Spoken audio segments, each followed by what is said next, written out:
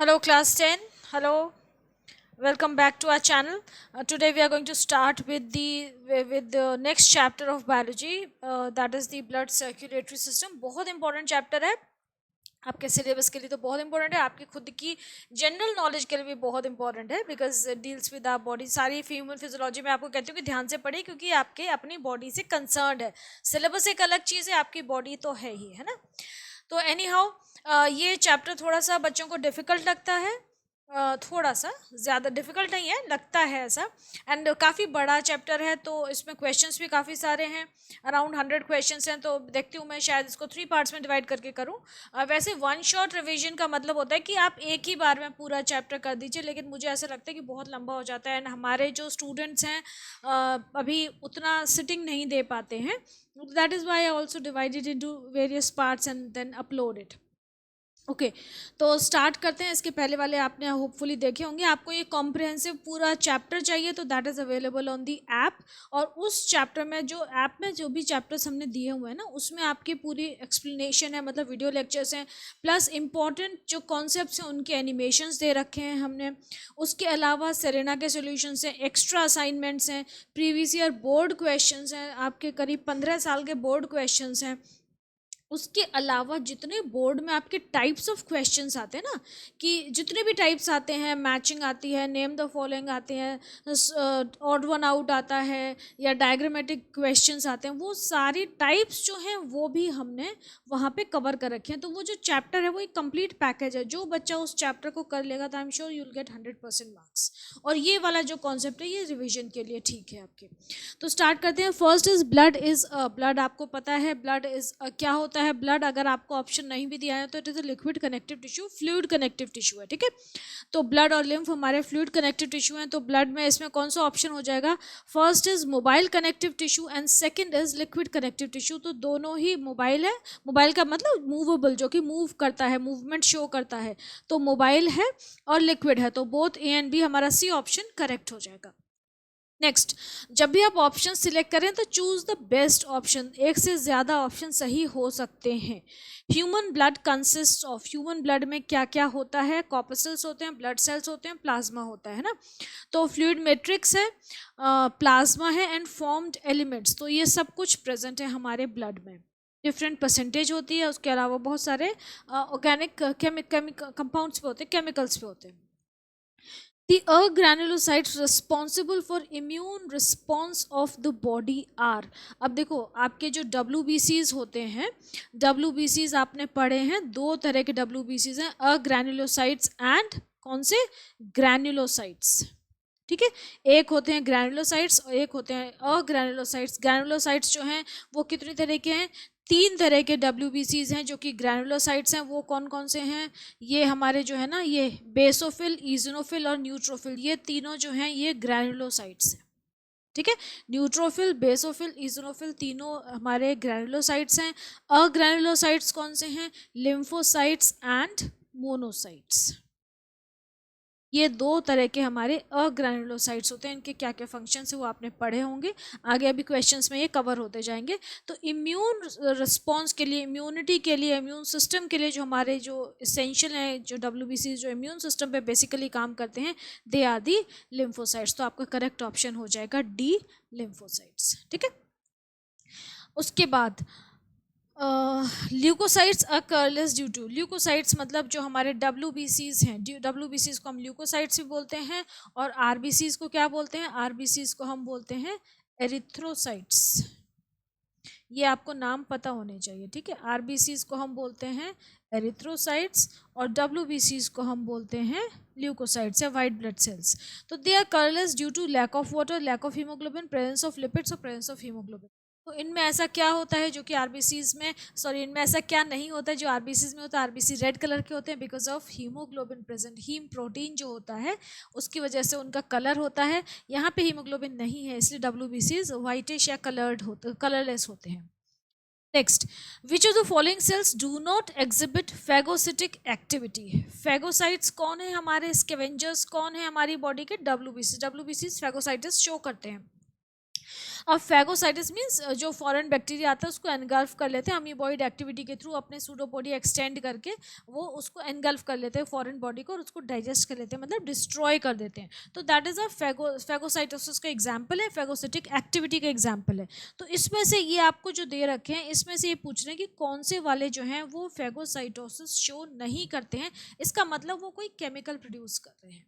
ठीक है, तो मोनोसाइट्स जो है वो फैगोसाइटिस शो करते हैं, न्यूट्रोफिल्स तो करते ही करते हैं, मैक्रोफेज बिल्कुल फैगोसिटिक होते हैं।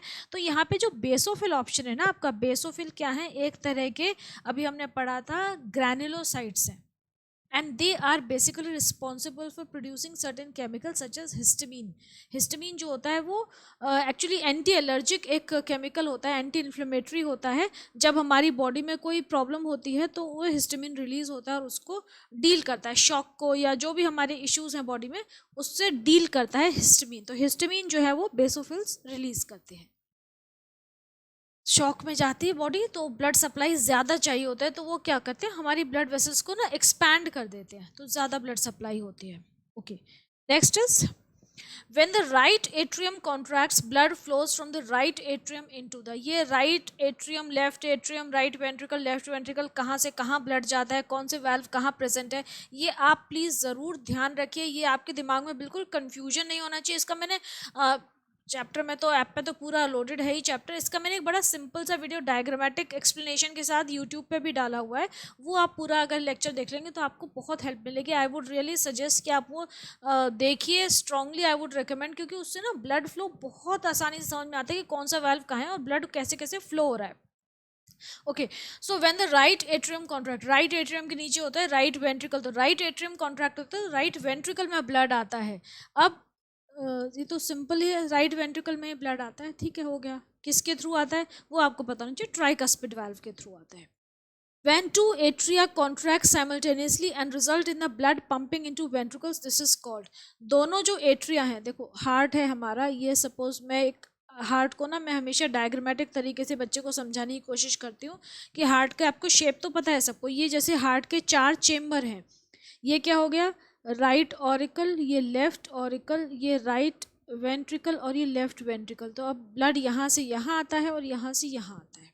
तो राइट ऑरिकल से जो राइट वेंट्रिकल में आता है ये आता है ट्राइकस्पिड वाल्व के थ्रू, और लेफ्ट ऑरिकल से लेफ्ट वेंट्रिकल में आता है बाइकस्पिड वाल्व, या उसको हम मिट्रल वाल्व भी कहते हैं, तो ये आता है।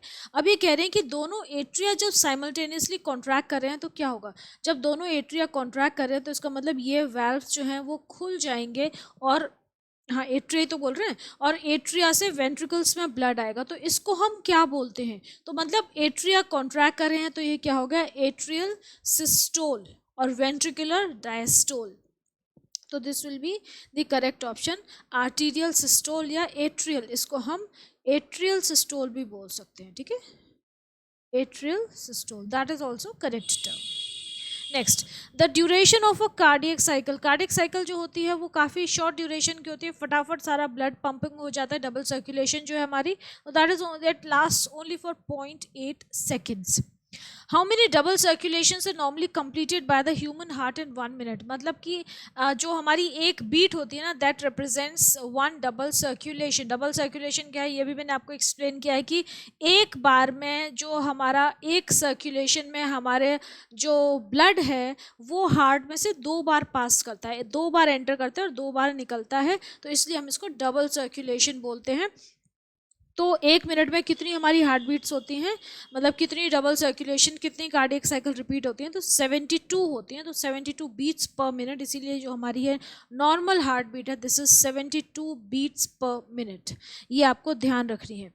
डबल सर्कुलेशन कैसी है ये मैं आपको एक्सप्लेन कर चुकी हूँ, अगर नहीं समझ में आया तो वो जो यूट्यूब पे मैंने अभी बोला ना वीडियो जो दे रखा है डबल सर्कुलेशन वाला हार्ट के, वो देख लीजिए, शॉर्ट वीडियो, ज़्यादा बड़ा नहीं है, हार्डली 20 मिनट्स, उसको देखने से आपको बहुत सारे कॉन्सेप्ट्स क्लियर हो जाएंगे, ठीक है, कि ब्लड कहाँ से एंटर करता है, फिर एक बार निकल जाता है, फिर दोबारा एंटर करता है, फिर निकलता है, तो दैट वे कैसे कैसे होता है वो आपके लिए ज़रूरी है। ओके, मैं अगर चाहूँ तो यहाँ पे आपको रफली बता दूँ, ये इरेज करके देखो यहाँ पे होता क्या है, डिफरेंट कलर लेते हैं हम, कौन सा कलर लें, पर्पल कलर लें, ओके, देखो होता क्या है कि पूरी बॉडी से ब्लड कलेक्ट होके, मतलब जो इम्प्योर ब्लड, एक तरफ से शुरू किया करो हमेशा ब्लड सर्कुलेशन, या तो लंग्स से शुरू करो कि प्योर ब्लड हार्ट में एंटर कर रहा है, या फिर आप ऐसे शुरू करो कि जो हमारी वेना कावा है वो हार्ट में इम्प्योर ब्लड पोर कर रही है, वहाँ से एक तरफ से आप स्टार्ट करिए। कोई भी चीज़ ले लीजिए, हम इम्प्योर ब्लड से स्टार्ट करते हैं। तो वेना कावा जो है वो ब्लड पोर करती है पूरी बॉडी से कलेक्ट करके, कहाँ पोर करती है, राइट ऑरिकल में पोर करती है। ठीक है, वेना कावा लेकर आती है राइट ऑरिकल में ब्लड को। ये सुपीरियर और इन्फीरियर दोनों वेना कावा इकट्ठे करके ला रही हैं ब्लड को। राइट ऑरिकल में डाला, राइट ऑरिकल से राइट वेंट्रिकल में गया। अब राइट वेंट्रिकल क्या करता है, इस ब्लड को प्योर, अब हार्ट में ब्लड, देखो ध्यान समझना, हार्ट में ब्लड एंटर करके राइट ऑरिकल में वेना कावा के थ्रू, वे राइट ऑरिकल ने राइट वेंट्रिकल को दे दिया। अब राइट वेंट्रिकल से ब्लड हार्ट से निकल जाएगा, तो ये एक सर्कुलेशन हो गई। ठीक है, अब राइट वेंट्रिकल से ब्लड निकल गया हार्ट में से, और कहाँ गया निकल के, ये पहुंचेगा लंग्स में। लंग्स में क्यों जाएगा, क्योंकि ये कैसा ब्लड है, इम्प्योर ब्लड है, तो लंग्स में जाएगा प्योरिफिकेशन के लिए। किसके थ्रू गया, पल्मनरी आर्टरी। एक ही आर्टरी है जो कि हमारा कैसा ब्लड कैरी कर रही है, इम्प्योर ब्लड कैरी कर रही है। तो पल्मनरी आर्टरी के थ्रू ये इम्प्योर ब्लड कहाँ चला गया, लंग्स में। एक बार ब्लड एंटर हुआ और निकल गया, ये एक बार हो गया। अब लंग्स से कहाँ से आएगा, अब ये लंग्स से आएगा पल्मनरी वेन के थ्रू और एंटर कर जाएगा लेफ्ट ऑरिकल में। किसके थ्रू आएगा, पल्मनरी वेन। पल्मनरी वेन कैसा ब्लड कैरी करती है, ऑक्सीजनेटेड ब्लड या प्योर ब्लड। 4 ब्रांचेस हैं, वो सारी लेफ्ट ऑरिकल में प्योर ब्लड को इनपुट कर देंगी। ठीक है, कौन सा ब्लड आ गया यहाँ पे, मैं लेती हूँ अब, रेड कलर नहीं है, यहाँ पे एंटर कर गया। ठीक है, इसको थोड़ा सा हम, हाँ, ऑलराइट। ठीक है, अब यहाँ से ब्लड जाता है लेफ्ट ऑरिकल से, जो प्योर ब्लड है वो लेफ्ट वेंट्रिकल में जाता है, और लेफ्ट वेंट्रिकल से एओर्टा के थ्रू पूरी बॉडी में सप्लाई होता है। कौन सप्लाई करता है, एओर्टा, जो कि हमारी बिगेस्ट आर्टरी है। तो इसका मतलब अब आपको ये समझ में आ गया क्या हो रहा है, कि एक बार ब्लड यहाँ से एंटर हुआ, यहाँ से निकल के लंग्स में चला गया, उसके बाद दोबारा लंग्स में से आया, लेफ्ट ऑरिकल में एंटर हुआ, लेफ्ट ऑरिकल से लेफ्ट वेंट्रिकल में, और फिर निकल गया बॉडी पार्ट्स के लिए। तो ये 2 बार एंटर हुआ, 2 बार निकला, that is why we call it double circulation. Okay, next, which of the following chambers of heart first receive blood from the systemic circulation? systemic circulation मतलब बॉडी की जो सर्कुलेशन है, मतलब जो नीचे से, देखो 2 सर्कुलेशन है पढ़ी है आपने, पल्मनरी सर्कुलेशन और सिस्टमिक सर्कुलेशन। सिस्टमिक सर्कुलेशन मतलब बॉडी पार्ट्स में से जो ब्लड निकल के आ रहा है, कलेक्ट होके जो वीनस ब्लड आ रहा है, वो कौन से चेम्बर में पोर किया जाता है, मतलब कि हमारी वेना कावा सारे ब्लड को कलेक्ट करके कौन सी चेम्बर में पोर करती है, तो वो पोर करती है, अभी हमने देखा, राइट ऑरिकल में। तो ब्लड जाएगा राइट ऑरिकल में, राइट ऑरिकल से फिर जाता है राइट वेंट्रिकल में through the tricuspid valve. Systemic circulation क्या होती है, सिस्टमिक सर्कुलेशन क्या है आपकी, कि लेफ्ट वेंट्रिकल से ऑक्सीजनेटेड ब्लड निकलता है, वो सारे जो आर्टरीज हैं उनके थ्रू टिश्यूज में डिस्ट्रीब्यूट होता है। टिश्यूज उस ब्लड को सारी सेल्स को, जो टिश्यू के सेल्स हैं उनमें ऑक्सीजनेटेड ब्लड जाता है, वो ऑक्सीजन को यूज अप कर लेते हैं सेल्स, फिर उसमें से डीऑक्सीजनेटेड ब्लड मतलब कि CO2 रिच ब्लड अब जाता है, वो कलेक्ट होके फिर कहाँ जाता है, पूरी बॉडी की वेन से कलेक्ट होके आता है वेना कावा में। वेना कावा में ज्वाइन करती हैं सारी वेन्स, अपना डीऑक्सीजनेटेड ब्लड पोर करती हैं, और वहाँ से फिर वो जाता है राइट ऑरिकल में। तो ये जो हमारी सर्कुलेशन है, इसको हम सिस्टमिक सर्कुलेशन बोलते हैं। तो ये देखिए कौन सा वाला ऑप्शन करेक्ट है, ये आपका लास्ट वाला ऑप्शन जो है वो करेक्ट हो गया। ठीक है,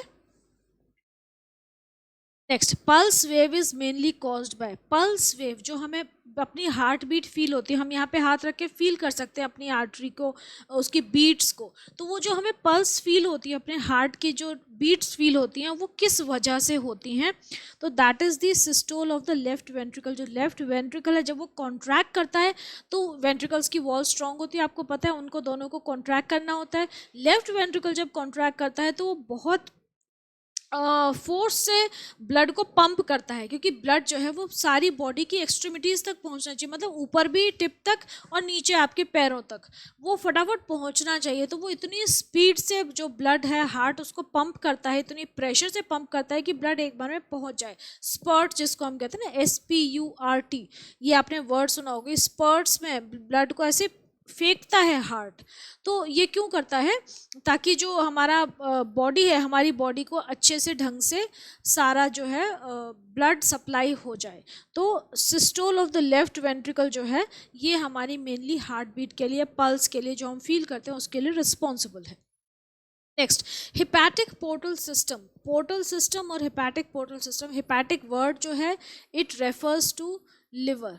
मैंने आपको हम बायो में बताया है कि कुछ टर्म्स होती हैं वो एक पर्टिकुलर ऑर्गन को रेफर करती हैं, जैसे कि hepatic refers to liver, cardiac refers to heart, renal refers to kidney. Renal का मतलब it is referring to kidney.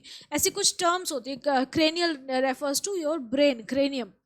तो हिपैटिक पोर्टल सिस्टम कहाँ से स्टार्ट होता है? ये एक्चुअली है क्या कि हमारे डाइजेस्टिव सिस्टम से जो वेसल्स निकल रही हैं जो वेसल्स, वो कौन सी होती हैं? वेन्स होती हैं। तो जो वेन्स निकल रही हैं एक्चुअली वो जानी चाहिए सारी कलेक्ट होके कहाँ ज्वाइन करनी चाहिए? वेना कावा में। लेकिन वो डाइजेस्टिव सिस्टम से निकल रही हैं तो उनमें अभी भी ना ब्लड में काफ़ी सारे न्यूट्रिएंट्स हैं। तो अगर हम डायरेक्टली उनको वहाँ भेज दें वेना कावा में ज्वाइन करने के लिए तो हमारे जो न्यूट्रिएंट्स ब्लड में रह गए ना वो सारे वेस्ट हो जाएंगे। तो क्या होता है कि ऐसा सिस्टम है हमारा ह्यूमन बींग्स का कि वो डाइजेस्टिव सिस्टम से निकलने के बाद लिवर में एंटर कर जाती हैं वेन्स। एक ही सिस्टम है जहाँ पे कि वेन्स एक ऑर्गन से निकल के दूसरी ऑर्गन में एंटर कर रही हैं, अदरवाइज सारी वेन्स जो हैं एक ऑर्गन से निकलने के बाद इकट्ठी होकर जाती हैं वेना कावा में और डायरेक्ट हार्ट में एंटर करती हैं और कहीं एंटर नहीं करती हैं।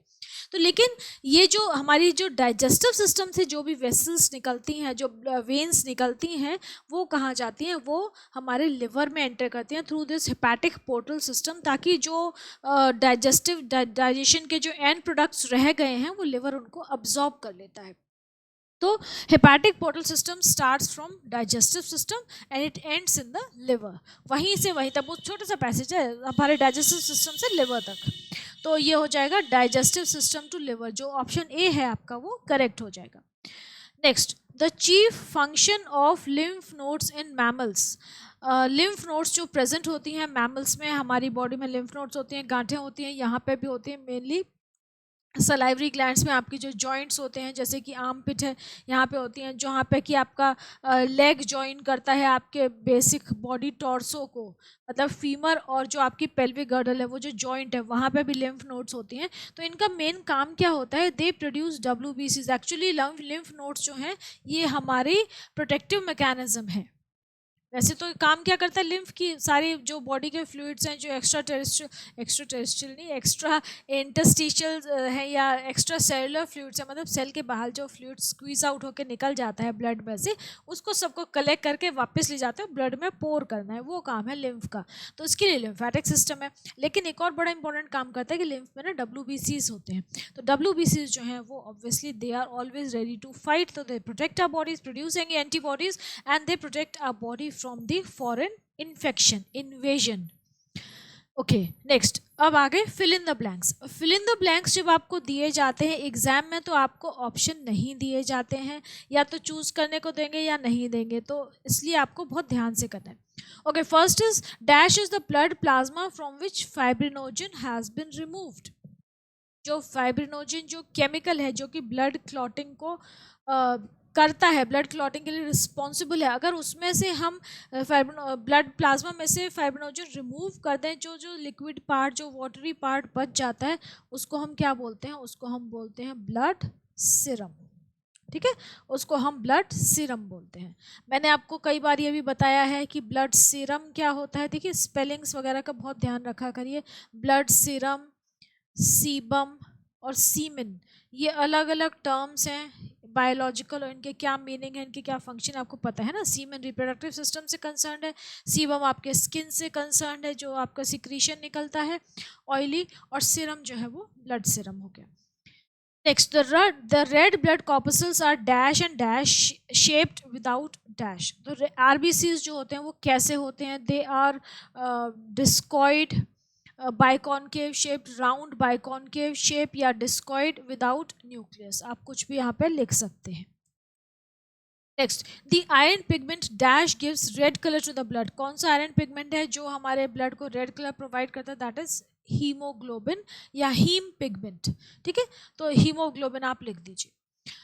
Oxygen combines with haemoglobin present in RBC and forms, oxygen और हीमोग्लोबिन का जो कॉम्बिनेशन है उसको हम क्या बोलते हैं, उसको हम बोलते हैं ऑक्सी हीमोग्लोबिन। ये कंपाउंड बनता है ऑक्सी हीमोग्लोबिन, जिसकी हेल्प से ऑक्सीजन ट्रांसपोर्ट होती है पूरी बॉडी में।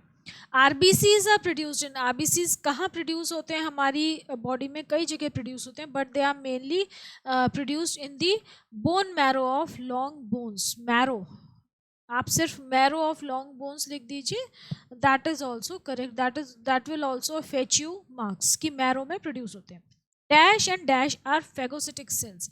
अब हमने पढ़ा कि जो हमारे डब्ल्यूबीसीज होते हैं वो बहुत सारे काम कर रहे हैं, तो अब आपसे ये पूछा है कि फेगोसाइट्स की तरह मेनली कौन एक्ट करते हैं, कौन से दो ऐसे सेल्स हैं जो दे आर, देखो बहुत सारे काम कर रहे हैं, प्रोटेक्शन का काम कर रहे हैं, हेपारिन प्रोड्यूस कर रहे हैं, हेपारिन नहीं सॉरी हिस्टामिन प्रोड्यूस कर रहे हैं, कुछ और केमिकल्स भी प्रोड्यूस कर रहे हैं। लेकिन इसमें आपको ये देखना है कि मेनली जो कौन सा वाला सेल है वो फेगोसिटिक फंक्शन परफॉर्म कर रहा है, फेगोसाइटोसिस परफॉर्म कर रहा है। तो देखो मोनोसाइट्स जो हो गए ये ग्रैनुलोसाइट्स से, एक ग्रैनुलोसाइट्स थे जो वो कर रहे थे, वो क्या थे, न्यूट्रोफिल्स। तो न्यूट्रोफिल्स एंड मोनोसाइट्स जो हैं they are basically phagocytic cells. Thromboplastin is required for dash in the body. Thromboplastin जो केमिकल है ये ब्लड क्लॉटिंग के लिए ज़रूरी है, इसके बिना ब्लड क्लॉटिंग नहीं हो सकती है। ये आपने पूरा प्रोसेस पढ़ी होगी, आप इसको भी लर्न कर लीजिए step wise. Dash ions play a significant role in blood clotting. कौन से आयंस हैं जो ब्लड क्लॉटिंग में बहुत इंपॉर्टेंट रोल प्ले करते हैं, they are the calcium ions, और Ca2+ भी लिख देंगे तब भी आपको मार्क्स मिल जाएंगे, दोनों में से कुछ भी आप लिख सकते हैं। Cells get oxygen and nutrients from, cells को ऑक्सीजन और न्यूट्रिएंट्स कौन से फ्लूइड से मिलता है, जो आपके ब्लड जो है वो हर सेल तक नहीं पहुंचा। मैंने अब आपको बोला ना टिश्यू फ्लूइड्स होते हैं, इंटरस्टिशियल फ्लूइड्स होते हैं, तो आप यहाँ पे टिश्यू फ्लूइड लिख दीजिए। सेल्स हमेशा डूबे रहते हैं किसी ना किसी फ्लूइड में, that is tissue fluid. The chief function of lymph nodes is to destroy foreign bodies या फॉरेन पार्टिकल्स या फॉरेन इन्फेक्शन, या आप ऐसे कुछ भी लिख सकते हैं, आप मैक्रोफेज कुछ भी लिख सकते हैं। The membranes covering of heart is, heart की जो मेम्ब्रेनस कवरिंग है उसको हम क्या बोलते हैं, we call it pericardium. Next, the heart is made up of special muscles. The जो मसल्स हार्ट में प्रेजेंट होती हैं उनको हम बोलते हैं कार्डियक मसल्स। इनकी क्या स्ट्रक्चर होता है, क्या सिग्निफिकेंस होती है, सबसे स्ट्रॉन्ग मसल्स हैं क्योंकि पूरी ज़िंदगी काम करती रहती हैं। ये सब चीज़ें आप 9th में पढ़ चुके हैं, जो टाइप्स ऑफ मसल्स आपने पढ़ी थी वहाँ पे आप कार्डियक मसल्स के बारे में पढ़ चुके हैं। Next, the blood vessel leaving the left ventricle of the mammalian heart is, left ventricle से सिर्फ एक ही ब्लड वेसल निकलती है जो हमारी सबसे बड़ी आर्टरी है, काफ़ी बड़ी मेजर ब्लड वेसल है, that is your aorta.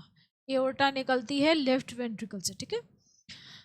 Next, the chamber of heart, और क्या करती है, ऑक्सीजनेटेड ब्लड पूरी बॉडी को सप्लाई करती है। The chamber of heart which pumps blood into aorta, अब कौन सा चेंबर है जो कि एओर्टा में ब्लड सप्लाई करता है, ये अभी यहाँ पे दे रखा है, लेफ्ट वेंट्रिकल करता है, इजी था ये तो। Ventricles have dash walls when compared with those of auricles, ventricles की थिक वॉल्स होती हैं, थिकर वॉल्स होती हैं, ऑरिकल्स की पतली वॉल्स होती हैं, क्योंकि वेंट्रिकल्स को ब्लड पंप करना पड़ता है बहुत दूर तक।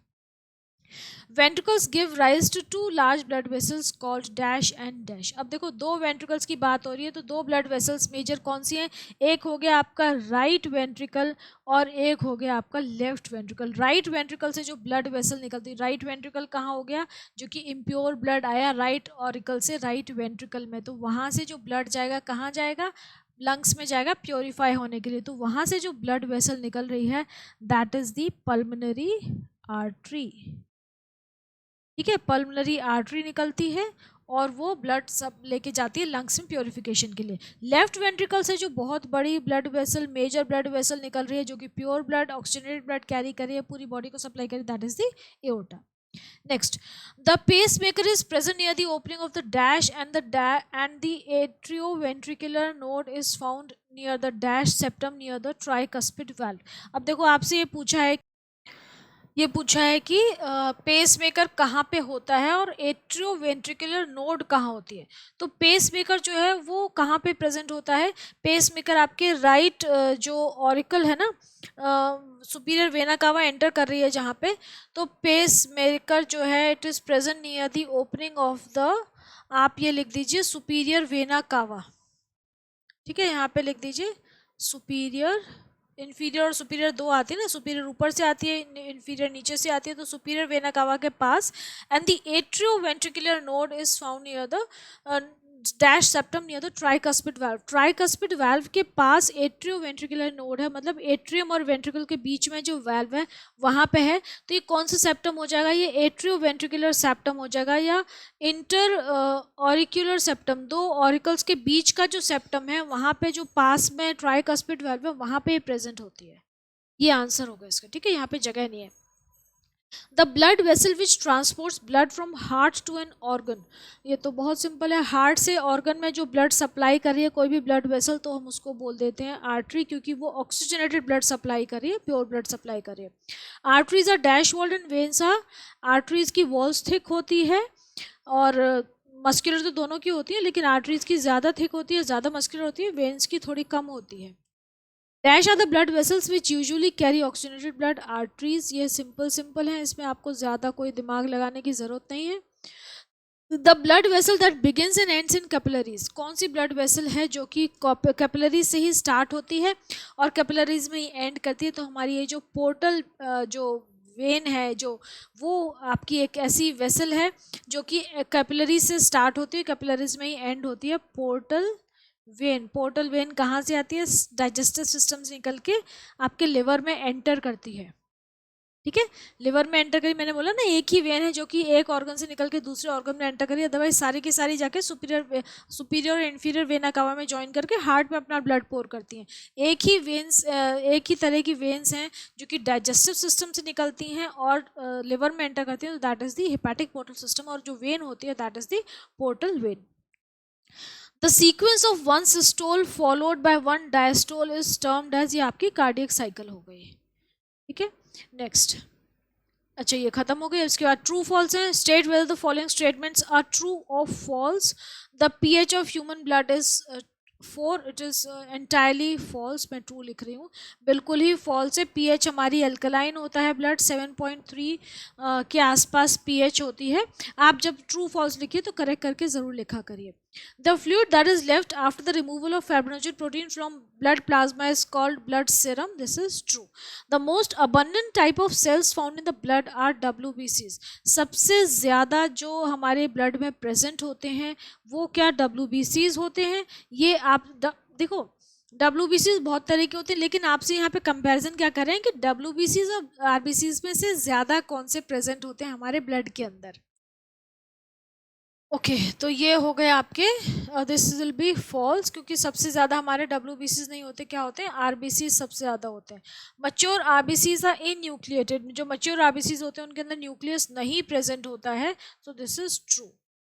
न्यूक्लियस नहीं होता है, माइटोकॉन्ड्रिया नहीं होता है। क्यों नहीं होता है? एक तो ये है कि स्पेस सेविंग हो जाता है, वो बहुत आसानी से बाइकॉनकेव शेप्ड होते हैं ना, तो बहुत आसानी से पतली पतली ब्लड वेसल्स में से निकल जाते हैं वो। और दूसरी चीज़ है कि इनके पास न्यूक्लियस नहीं, माइटोकॉन्ड्रिया नहीं, तो खुद रेस्पिरेशन नहीं करते हैं, तो क्या है कि इनके पास जो जितनी भी ऑक्सीजन आएगी ना उसको पूरी पूरी को सप्लाई कर देते हैं, अपने लिए यूज़ नहीं करते हैं। तो ये दो बड़े इंपॉर्टेंट पॉइंट्स हैं। Next, RBCs are red in color due to the presence of a red colored pigment called hemoglobin. सही है।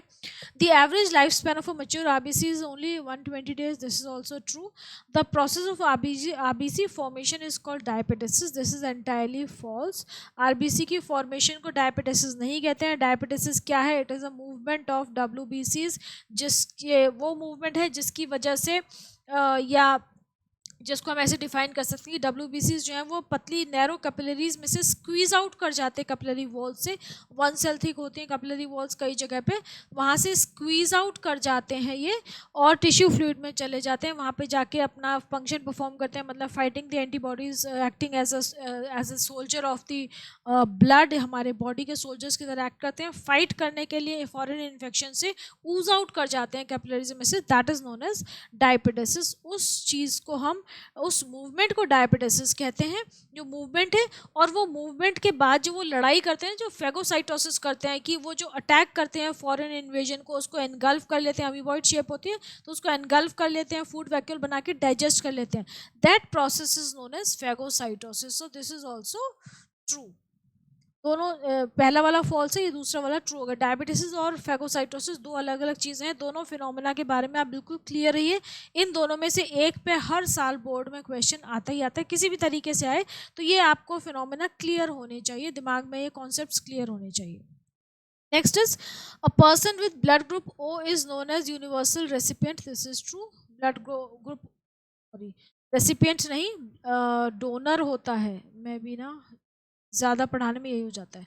यूनिवर्सल डोनर है। यूनिवर्सल रेसिपिएंट कौन होता है? यूनिवर्सल रेसिपिएंट है हमारा blood group A B. A B universal recipient है, O is universal donor. Next is internal clotting of blood is called thrombosis. जो ब्लड के अंदर क्लॉटिंग हो जाती है ब्लड वेसल्स के अंदर, उसको हम थ्रोम्बोसिस बोलते हैं। This is true. In humans the heart possess 3 chambers, ये तो सबको पता है, फॉल्स है, 4 चेम्बर्स होते हैं। The aorta and pulmonary artery are guarded by semilunar valves. Aorta की जब निकलती है लेफ्ट वेंट्रिकल से, तो वहाँ पे भी 3 सेमिल्यूनर वाल्व्स होते हैं, जिनको हम 3 एओर्टिक सेमिल्यूनर वाल्व्स बोलते हैं। पल्मोनरी आर्टरी जहाँ पे एंटर, सॉरी पल्मोनरी आर्टरी भी निकलती है, सॉरी पल्मोनरी आर्टरी निकलती है किससे? राइट वेंट्रिकल से। वो भी ओपनिंग जो है, again it is guarded bye 3 semilunar valves. तो ये सही है, this is true. Tricuspid valve prevent the reverse flow of blood from the right ventricle into the right auricle. Tricuspid valve कहाँ प्रेजेंट होते हैं? राइट साइड में होता है। तो राइट वेंट्रिकल से, हाँ बैक फ्लो ठीक है, राइट वेंट्रिकल से दोबारा से ब्लड लौट के राइट ऑरिकल में ना चला जाए, तो उसको प्रिवेंट करते हैं। तो this is true. Next, right atrium opens into the right ventricle through atrioventricular aperture. Right atrium और right ventricle के बीच में atrioventricular aperture होता है, this is true. और valve कौन से प्रेजेंट होता है? Tricuspid. Oxygenated blood from the lungs comes into the right auricle. Blood से जो ऑक्सीजनेटेड ब्लड, सॉरी लंग्स से जो ऑक्सीजनेटेड ब्लड आता है, वो हार्ट में कहाँ पे एंटर करता है? वो हार्ट में लेफ्ट ऑरिकल में एंटर करता है। So this is wrong, this is false. Left auricle में एंटर करता है, लेफ्ट ऑरिकल से फिर राइट लेफ्ट वेंट्रिकल में आता है थ्रू बाइकस्पिड वाल्व या mitral valve. Next, blood from the right ventricle goes to the lungs for deoxygenation. Right ventricle से lungs में जाता है deoxygenation के लिए blood। ये बात बिल्कुल सही है। किसके थ्रू जाता है? pulmonary artery के through, via pulmonary artery. Okay. Next is the capillaries reunite to form a vein. capillaries reunite करती हैं, vein form करती हैं। capillaries क्या होती है कि कहीं भी किसी भी ऑर्गन में जब कोई वेसल एंटर करें, जैसे आर्टरीज एंटर करी हैं, तो arteries will break up into capillaries. ठीक है, तो arteries always break up into capillaries and उस ऑर्गन से कैपिलरीज निकलती हैं, वो रीयूनाइट करके फिर वेन फॉर्म करती हैं। सो this is true. Systolic blood pressure in an adult varies from 100 to 140 mmHg. Systolic और diastolic दो प्रेशर पढ़े हैं आपने, तो systolic जो है वो कम होता है, diastolic ज़्यादा होता है। So this is false. The pulse beat per minute of a normal human adult is 82. Again false, it is 72. The blood vessel supplying blood to the kidney is renal artery. Renal artery kidney को blood supply करती है। True. Okay ये ख़त्म हो गए, आपके 20 ही थे। We are done. Next is match the following, column A and column B, 1 and 2, basophils, neutrophils, eosinophils, lymphocytes. अच्छा, इनके फंक्शंस आपसे पूछें कि क्या क्या काम करते हैं। बेसोफिल्स जो होते हैं वो क्या करते हैं? देखो, बेसोफिल, न्यूट्रोफिल, इजोनोफिल तीनों कैसे हैं? ग्रैन्युलोसाइट्स हैं, डब्ल्यूबीसीज के ग्रैन्युलोसाइट्स हैं। और लिम्फोसाइट्स और मोनोसाइट्स जो होते हैं वो अग्रैन्युलोसाइट्स होते हैं। तो बेसोफिल का सबसे पहले फंक्शन पूछा है, तो basophil they secrete histamine and heparin. मैंने आपको बताया था ना, एंटी इन्फ्लेमेटरी। होती है और ये ब्लड वेसल को डायलेट करने में हेल्प करते हैं। Second is neutrophils. न्यूट्रोफिल्स क्या करते हैं, दे आर मेनली, सबसे ज़्यादा परसेंटेज जो डब्ल्यू की जो होती है वो न्यूट्रोफिल्स की होती है और वो फैगोसिटिक होते हैं मेनली फंक्शन में, फैगोसाइट्स की तरह काम करते हैं। देन इजोनोफिल्स। इजोनोफिल्स क्या करते हैं, इजोनोफिल्स जो हैं वो एंटी एलर्जिक हैं, एलर्जी को कंट्रोल करने में हेल्प करते हैं। लिम्फोसाइट्स जो हैं वो इम्यूनिटी प्रोड्यूस करने में हेल्प करते हैं। नेक्स्ट, ऐसे node, muscle fibres located in the heart, cardiac cycle, heart muscles. Again simple, ऐसे नोड कहाँ होती है, ऐसे नोड की लोकेशन नहीं पूछी, उसको पेस मेकर बोलते हैं। Muscle fibres located in the heart, cardiac muscles हो गई। Cardiac cycle last for 0.8 seconds. Heart muscles में पकिंजे फाइबर्स होते हैं। या आप हार्ट मसल अच्छा सॉरी, मसल फाइबर्स पूछे हैं ना, तो ये थोड़ा सा हमने यहाँ पे गड़बड़ कर दी, बिना पढ़े कर दिया। देखो, मसल फाइबर्स जो है वो पकिंजे फाइबर्स होंगे और हार्ट मसल जो होगी वो कार्डियक मसल हो जाएगी। सही है, हमने ही मिस्टेक कर दी, बिना पढ़े जल्दी जल्दी में करते हैं तो ऐसी गड़बड़ हो जाती है। देखो, पहले सारे ऑप्शंस पढ़ के तब हमें बेस्ट ऑप्शन चूज करना चाहिए। नेक्स्ट, सुपीरियर वेना कावा, inferior vena cava, pulmonary artery, pulmonary when. अभी ये भी सब सिमिलर है तो ध्यान से ऑप्शंस पढ़ने चाहिए। Carries oxygenated blood. Oxygenated blood कौन सी जो वेसल है वो कैरी करती है, पल्मनरी वेन। तो ये हम डायरेक्ट कर लें, हमारी ऑक्सीजनेटेड ब्लड जो है पल्मनरी वेन, पल्मनरी वेन जो है वो हमारा ऑक्सीजनेटेड ब्लड पल्मनरी, फिर मैं गलत कर रही हूँ, चलो एक एक करके करते हैं। सुपीरियर वेना कावा क्या करती है, सुपीरियर वेना कावा ऊपर वाले पार्ट से सारा इम्प्योर ब्लड कलेक्ट करके लेकर आती है, तो ये हो गया ए का 4 हो गया। फिर इन्फीरियर वेना कावा क्या करते हैं, इन्फीरियर वेना कावा नीचे वाले पार्ट से सारा ब्लड कलेक्ट करके राइट एट्रियम में पोर करती है। पल्मनरी आर्टरी क्या करती है, pulmonary artery carries D oxygenated blood. Pulmonary artery में डीऑक्सीजनेटेड ब्लड ही होता है हमेशा। Pulmonary when carries oxygenated blood. सही तो कर रही थी मैं, यहाँ पे ये गलत दे रखा है आंसर, ये सी का होगा 2 और डी का होगा 1। ठीक है, ओके। नेक्स्ट इज एक और मैचिंग है, RBCs heart and entrance to aorta ऐसे नोड। आरबीसीज का क्या हो जाएगा, इन न्यूक्लिएटेड, मतलब इनमें न्यूक्लियस नहीं होता है। हार्ट क्या है, heart is myogenic in origin, मतलब मस्कुलर है। An entrance to aorta, aorta जो है, एओर्टा की जो एंट्रेंस है that is guarded by aortic valve. SA node is also known as the pacemaker. Next, give the technical term for the fluid portion of blood. Fluid portion of blood जो होता है, blood में एक solid portion होता है, corpuscles होते हैं, fluid portion होता है, तो plasma is the technical term for the fluid portion of the blood, blood plasma.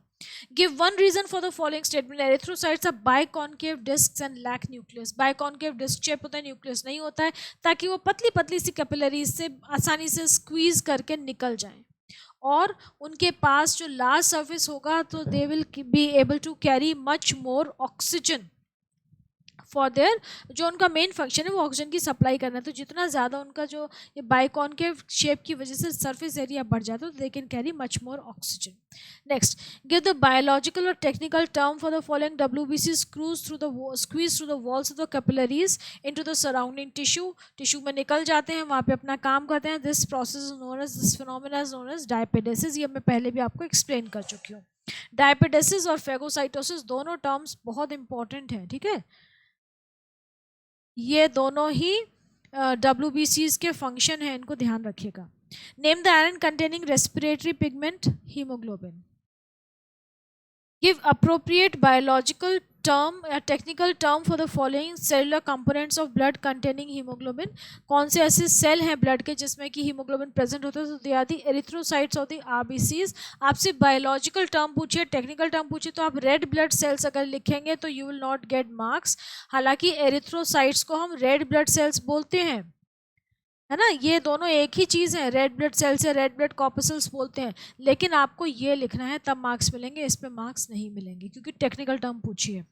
Give reason for the following statement, mature mammalian erythrocytes lack nucleus and mitochondria. Nucleus नहीं होता है ताकि वो आसानी से स्क्वीज आउट कर जाए, माइटोकॉन्ड्रिया नहीं होता है ताकि वो अपने लिए ऑक्सीजन यूज ना करे, सारी ऑक्सीजन को सप्लाई ही करे, ठीक है। ये आपका रीजन हो गया. Briefly explain the term diabetes. देखो डायबिटिस फिर से पूछ लिया है. Diabetes is the process by which WBC squeeze out through the walls of the capillaries so as to reach the site of infection and perform their function there. बहुत important terms हैं ये. Choose the odd one out from the following sets giving a reason for your choice. Basophils, neutrophils, monocytes, eosinophils, ये चार आपको WBCs की types दे रखे हैं. इसमें से odd one out क्या होगा? तो WBCs दो तरह के होते हैं, ग्रैनुलोसाइट्स और अग्रैनुलोसाइट्स. आप देख लीजिए इसमें बेसोफिल्स, न्यूट्रोफिल्स और ईजोनोफिल्स जो है ये तीनों कैसे हैं? They are all granulocytes. और मोनोसाइट जो है वो अग्रैनुलोसाइट है, तो monocyte is the odd one out. Give the technical biological term for the following. The process by which WBCs engulf harmful microbes. अभी दोबारा से यही आ गया, 3-4 बार पूछ चुके हैं. फेगोसाइटोसिस, ये मैं बता रही हूँ ना. फेगोसाइटोसिस और जो आपका ये है डायबिटिस, ये हर साल आता ही आता है. Write down the difference between the following with reference to what is given within the brackets. Erythrocytes और ल्यूकोसाइट्स के फंक्शन में डिफरेंशिएट करना है. एरिथ्रोसाइट्स जो हैं वो रेस्पिरेटरी गैसेस को ट्रांसपोर्ट करते हैं, ऑक्सीजन और CO2 दोनों को. ल्यूकोसाइट्स जो हैं they produce antibodies and they protect our body from foreign infections, foreign invasions, fighting against germs में हेल्प करते हैं. ये सारे काम करते हैं. Main function of lymphocytes. Lymphocytes का फंक्शन हो गया एंटीबॉडीज प्रोड्यूस करते हैं ताकि हमारी बॉडी जो है वो सेफ रहे. थ्रोम्बोसाइट्स का फंक्शन क्या होगा? थ्रोम्बोसाइट्स जो है ब्लड क्लॉटिंग में हेल्प करते हैं. Name the mineral. कौन सा मिनरल है जो कि ब्लड क्लॉटिंग के लिए एसेंशियल है? That is your calcium. Given below are the sets of 5 terms which rewrite the terms in correct order in a logical sequence. कुछ terms दे रखे हैं, इनको logically arrange करिए. ये blood clotting से related है. Fibrin, platelets, thromboplastin, fibrinogen, thrombin.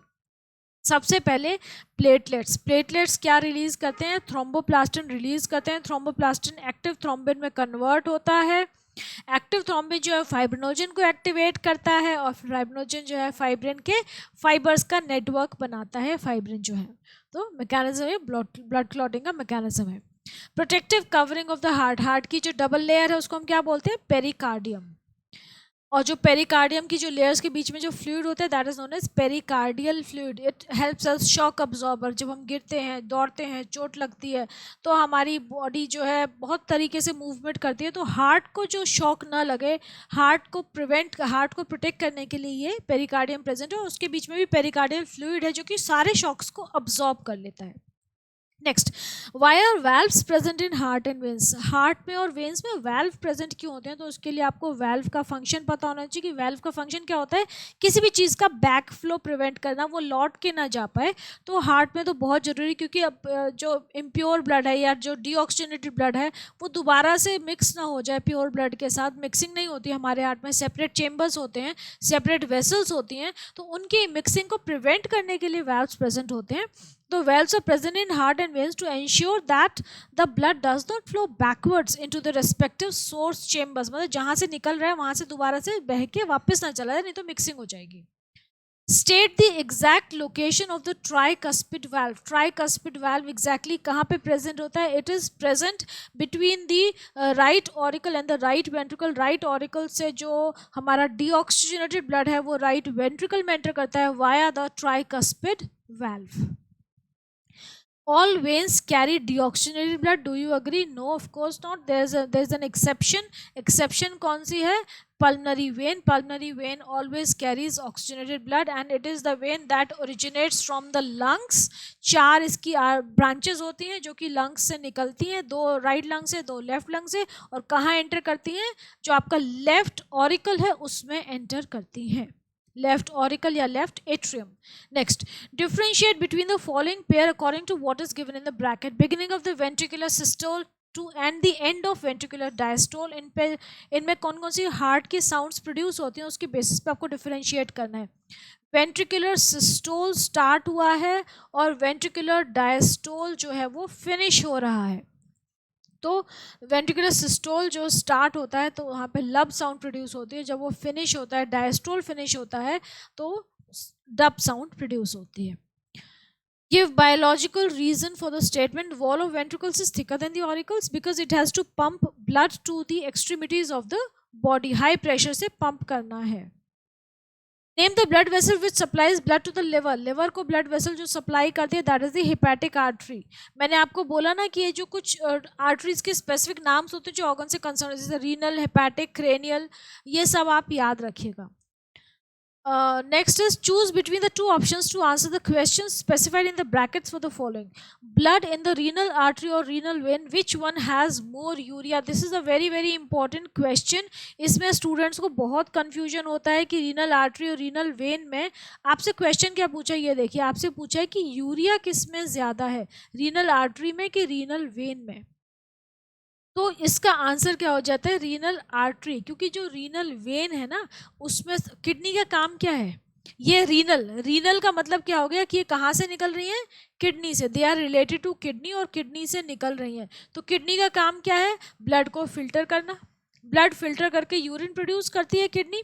तो kidney का मेन काम हो गया ब्लड को फिल्टर करना, मतलब ब्लड में से जो हार्मफुल चीज़ें हों, जो वेस्ट प्रोडक्ट्स हैं उनको निकाल लिया। तो ब्लड में जो रीनल आर्टरी आती है ना वो पूरी बॉडी के जो जितने भी हमारे डाइजेस्टिव सिस्टम के जो एंड प्रोडक्ट्स हैं या जो रेस्पिरेशन हो रहा है या जो बहुत सारी हमारी बॉडी में मेटाबॉलिक प्रोसेसेस हो रही है ना, वो सारी की सारी उनके एंड प्रोडक्ट्स हमारे ब्लड में प्रेजेंट हैं। तो रीनल आर्टरी उस ब्लड को लेकर आ रही है, उसमें से वो सारे जो वेस्ट प्रोडक्ट्स हैं, जो केमिकल्स हैं ऐसे जैसे कि यूरिया है, उसको निकाल देती है। तो रीनल आर्टरी ने यूरिया सारा अब्जॉर्ब कर लिया, तभी तो यूरिन बना। और जो रीनल वेन जाती है, आप देखो वेन और आर्टरी का मतलब होता है ऑक्सीजनेटेड और डीऑक्सीजनेटेड ब्लड, इनका डिफरेंस शो कर रही है आर्टरी और वेन। तो रीनल आर्टरी जो है उसमें ऑक्सीजन ज़्यादा है, रीनल वेन में ऑक्सीजन कम है, ये बात तो ठीक है। लेकिन यूरिया की कॉन्सेंट्रेशन की बात हो रही है, मतलब जो ऐसा कंपोनेंट है जिसको कि हमारी किडनी एक्सक्रीट कर रही है, मेटाबोलाइज करके उसको वेस्ट प्रोडक्ट, ऐसा वेस्ट प्रोडक्ट एक्सक्रीट आउट करेगी, हमारी बॉडी से निकालेगी, तो वो आर्टरी में ज़्यादा होता है। रीनल वेन में यूरिया नहीं होता है या बहुत कम होता है, क्योंकि किडनी ने उसको पहले ही ले लिया ना, किडनी उसको बाहर निकालेगी वाया यूरिन, तो इसलिए किडनी ने यूरिया वो यूज अप कर लिया या ले लिया है ब्लड वेसल में से। तो that is why renal artery has more urea and renal vein has very very less amount of urea.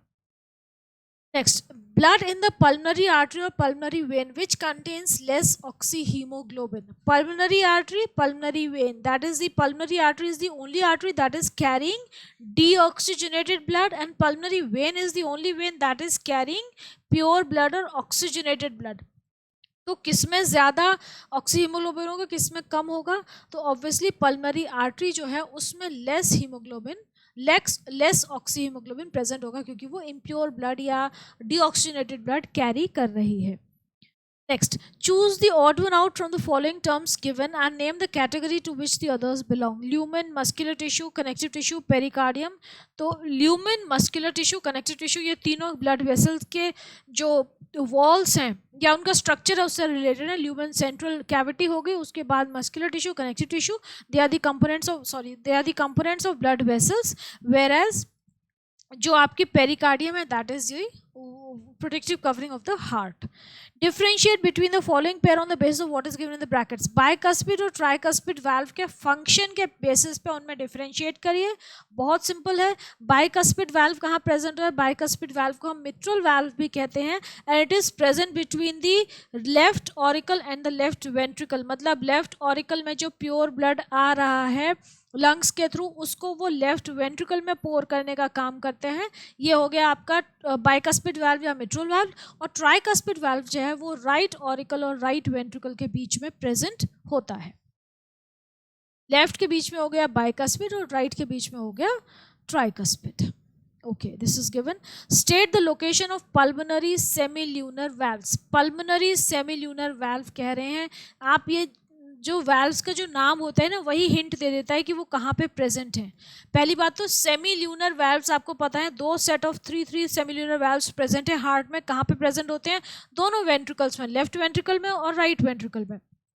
अब यहाँ पे पल्मोनरी सेमिल्यूनर वाल्व बोला है, एक होता है पल्मोनरी सेमिल्यूनर वाल्व और दूसरा होता है एओर्टिक सेमिल्यूनर वाल्व। ठीक है, दो तरह के दो सेमिल्यूनर वाल्व्स हैं, पॉकेट शेप्ड वाल्व्स होते हैं, दो नहीं मतलब तीन तीन होते हैं, टू टाइप्स।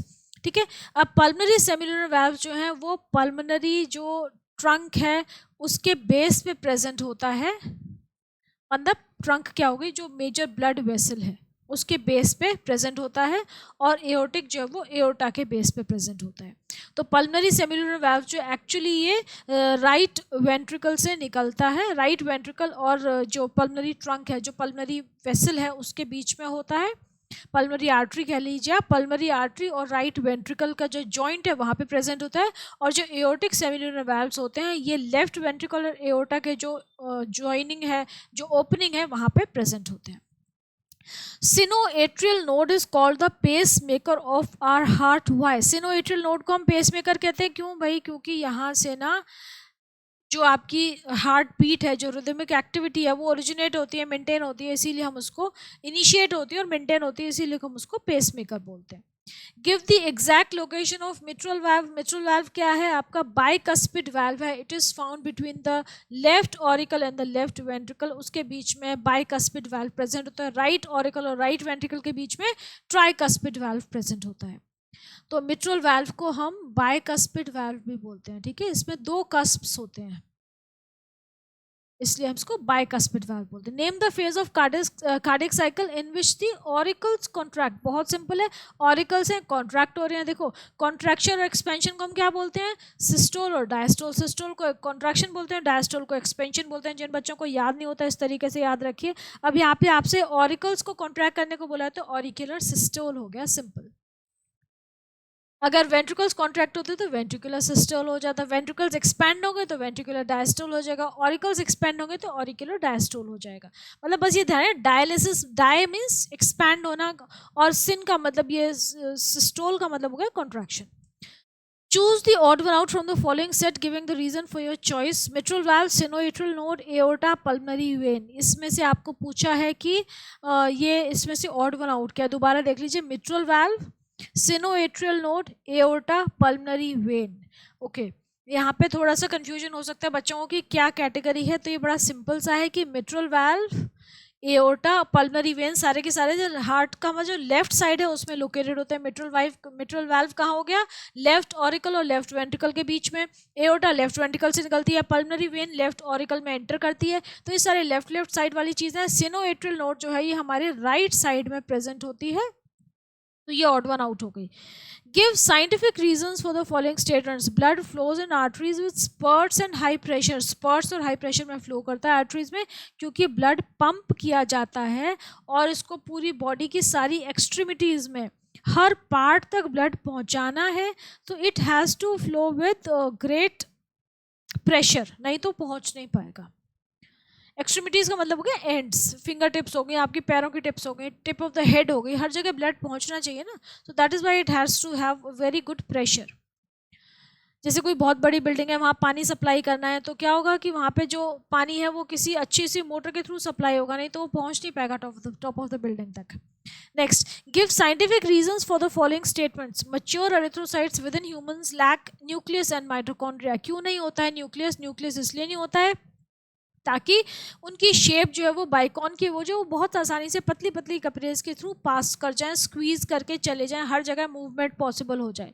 और दूसरी चीज़ क्या है, माइटोकॉन्ड्रिया क्यों नहीं होता है? माइटोकॉन्ड्रिया इसलिए नहीं होता कि ताकि वो रेस्पायर ना करें, अपनी ऑक्सीजन को, सारी की सारी ऑक्सीजन जो वो लेके आ रहे हैं उसको ना सिर्फ ट्रांसपोर्ट करें, पर्सनल यूज़ ना करें, पर्सनली यूज़ ना करें, अपना एनर्जी एक्सपेंडिचर ना करें, इसीलिए ये नहीं होता है, माइटोकॉन्ड्रिया नहीं होता है। Next, blood flows in arteries sprouts and high pressure. अभी ये बताया मैंने, क्योंकि इसको ब्लड को पूरी बॉडी को पहुंचाना है, आर्टरीज को सारी एक्सट्रीमिटीज़ तक पहुंचाना है, बॉडी के सारे एंड्स तक पहुंचाना है, इसीलिए it has to flow under great pressure. Next, differentiate between lub and dub sound. Name of the valves. अच्छा, किसके बेसिस पे कि कौन सा वाल्व ये साउंड को प्रोड्यूस कर रहे हैं? तो मिट्रल एंड मिट्रल वाल्व मतलब बाइकस्पिड वाल्व जो कि लेफ्ट ऑरिकल और लेफ्ट वेंट्रिकल के बीच में प्रेजेंट होता है, एंड ट्राइकस्पिड वाल्व जो कि राइट ऑरिकल और राइट वेंट्रिकल के बीच में प्रेजेंट होता है।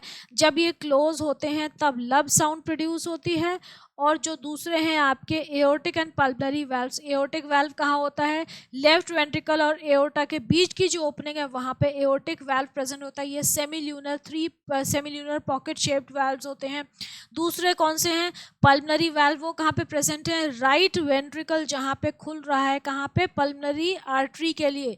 राइट वेंट्रिकल से ब्लड जा रहा है पल्मोनरी आर्टरी के थ्रू, कहाँ जाएगा, लंग्स में जाएगा प्योरीफाई होने के लिए। तो उस ओपनिंग को जो रेगुलेट करते हैं वो करते हैं ये आपके पल्मोनरी वाल्व लोकेट वहाँ पे प्रेजेंट होते हैं। 3 सेमिल्यूनर वाल्व्स प्रेजेंट होते हैं जिनको हम पल्मोनरी वाल्व्स बोलते हैं। तो वो उनका जो क्लोजर है, ये वाले जो वाल्व्स जब क्लोज होते हैं तब ये डब साउंड प्रोड्यूस होती है। नेक्स्ट वाला क्वेश्चन बहुत इजी है। The instrument use to measure heart beat, that is the stethoscope, जो डॉक्टर्स लगा के करते हैं, हर बच्चे को पता ही है।